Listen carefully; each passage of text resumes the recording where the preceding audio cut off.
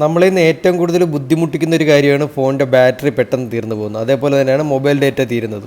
നമ്മൾ യാത്രയിലോ മറ്റാണെങ്കിൽ നമ്മളിത് ഒരുപാട് ബുദ്ധിമുട്ടിക്കും. അപ്പോൾ ഈ ഒരു സെറ്റിങ്സ് ഫോണിൽ ചെയ്ത് വെച്ച് കഴിഞ്ഞാൽ നമുക്ക് ഫോണിൻ്റെ ബാറ്ററിയും അതേപോലെ മൊബൈൽ ഡാറ്റയും പ്രൊട്ടക്റ്റ് ചെയ്യാൻ പറ്റും. അതിനുവേണ്ടി ഫോൺ സെറ്റിങ്സ് ഒന്ന് ഓപ്പൺ ചെയ്യുക.